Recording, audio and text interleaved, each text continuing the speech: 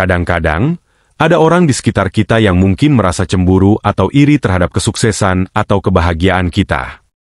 Mereka mungkin menunjukkan tanda-tanda ini dengan cara yang tidak langsung. Penting bagi kita untuk bisa mengenali tanda-tanda perilaku seperti itu agar bisa mengelola hubungan sosial dengan lebih baik. Dengan pemahaman ini, kita bisa menjaga keseimbangan emosi dan merespons situasi dengan bijak, membantu menciptakan lingkungan yang positif bagi diri kita dan orang lain di sekitar kita. Yang pertama adalah pujian berlebihan yang tidak tulus. Pujian yang berlebihan dan tidak tulus seringkali terasa seperti over the top atau tidak sesuai dengan situasi sebenarnya. Misalnya, jika seseorang memberi pujian seperti, "Ih wah, kamu memang yang paling hebat di sini," tanpa alasan yang jelas atau konteks yang mendukung, hal ini bisa menjadi tanda bahwa pujian tersebut tidak tulus. Orang yang merasa iri hati mungkin memberikan pujian yang berlebihan untuk menutupi perasaan negatif mereka terhadap keberhasilan atau kebahagiaan kita. Penting untuk bijak dalam menerima pujian semacam ini dan mempertimbangkan apakah pujian tersebut memang tulus atau hanya sekadar penutup. Yang kedua, meniru gaya atau tindakan. Ketika seseorang mulai meniru gaya berpakaian, cara berbicara, atau bahkan hobi kita, ini bisa menjadi tanda bahwa mereka merasa iri dan ingin menyamai kita. Contohnya, jika kita suka mengenakan warna-warna cerah tertentu dan tiba-tiba teman kita juga mulai sering mengenakan warna yang sama, bisa jadi mereka sedang mencoba meniru kita. Hal ini bisa terjadi sebagai cara untuk merasa lebih dekat atau untuk menutupi perasaan iri hati dengan cara yang tidak langsung. Menyadari adanya perubahan seperti ini bisa membantu kita memahami dinamika sosial di sekitar kita. Yang ketiga adalah memberi saran yang merugikan. Salah satu tanda perasaan iri hati adalah ketika seseorang memberikan saran yang seolah-olah baik namun pada kenyataannya bisa merugikan kita. Contohnya, teman yang mengatakan, mungkin kamu sebaiknya tidak terlalu ambisius, biar tidak ada yang iri." Atau, "Lebih baik kamu jangan terlalu menonjol, agar tidak menimbulkan masalah dengan orang lain." Saran seperti ini seolah-olah bersifat peduli, namun sebenarnya bisa menghambat potensi kesuksesan atau kebahagiaan kita. Hal ini bisa menjadi cara orang lain untuk menekan atau meredam perasaan iri hati mereka sendiri dengan mengurangi pencapaian atau visibilitas kita. Yang keempat adalah perilaku bermuka dua.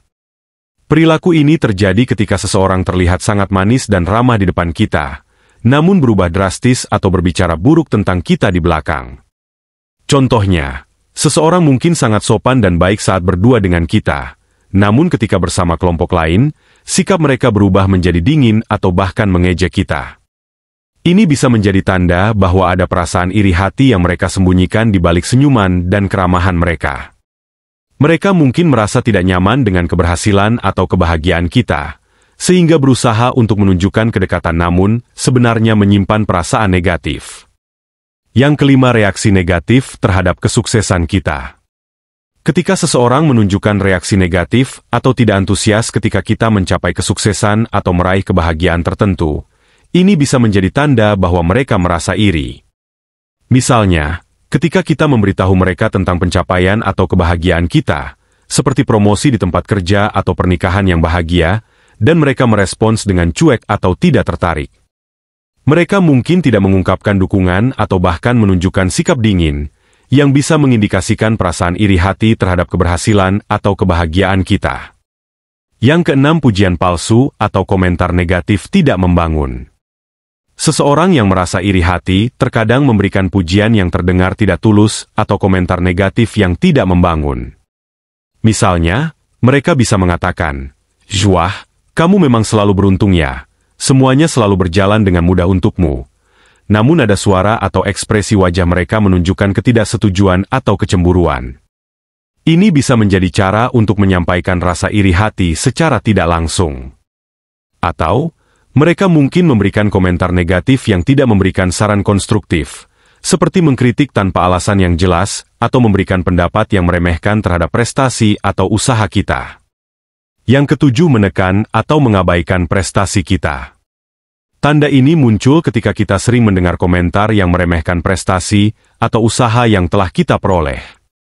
Misalnya, ketika kita berbicara tentang pencapaian atau proyek yang berhasil kita lakukan, dan orang lain merespons dengan cuek atau mengabaikan dengan berkomentar seperti, Itu mah biasa aja.